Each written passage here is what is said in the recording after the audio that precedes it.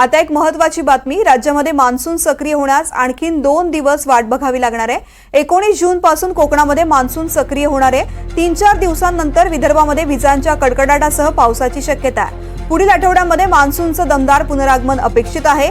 19 जूनला मुंबईत सुद्धा मुसळधार पावसाचा अंदाज व्यक्त करण्यात आलेला आहे। राज्यात मान्सून सक्रिय होण्यास आणखीन 2 दिवस वाट बघावी लागणार आहे।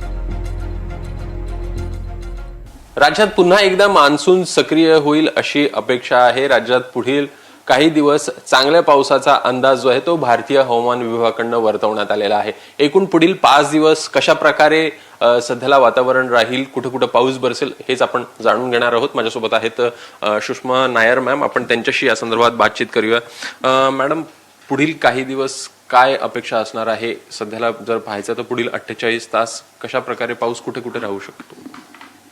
गेल्या आठवड्यासारखं नाही आहे। ह्या आठवड्यात मॉन्सून पुन्हा रिवाईव्ह होण्याची शक्यता आहे असं चिन्ह दिसत आहे। आजच्या दिवस बघितलं, हे मॅप बघितलं तर बरेच ठिकाणी आम्ही थंडरस्टॉर्म आणि लाईटनिंगचं वॉर्निंग दिलं आहे, पण उद्यापासून मुसळधार पावसाची शक्यता आहे। हेवी रेनचा इशारा दिला आहे। It will start with south Konkan, Sindhudurg, Ratnagiri, Raigad.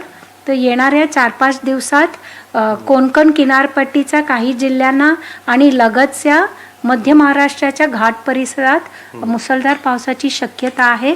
Up to 21 नंतर 21 जून नंतर आणखी थोडंसं सक्रिय होण्याची शक्यता आहे पाऊस।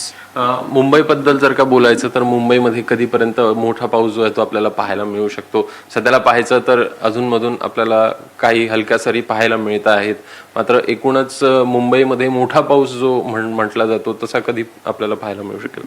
अजून 4-5 दिवस असं काही नाही आहे। फक्त मॉडरेट रेनचा इशारा आहे, पण we have kept on watch. कदाचित 19 जूनला शक्यता आहे, एक मुसळधार पावसाची शक्यता आहे मुंबईत, पण that is on watch. It will be only yellow alert.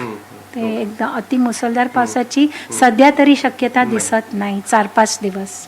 पावसाला सुरुवात झाल्याचं एकूण दिसतं आहे, मात्र मोठा पाऊस कधी पाहायला मिळणार ही अपेक्षा होती आणि पुढील आठवड्यापासून अशा प्रकारचा पाऊस जो आहे तो आपल्याला बघायला मिळू शकतो। कॅमेरामॅन संतोष, अभिषेक मुठाळ, NDTV मराठी, मुंबई।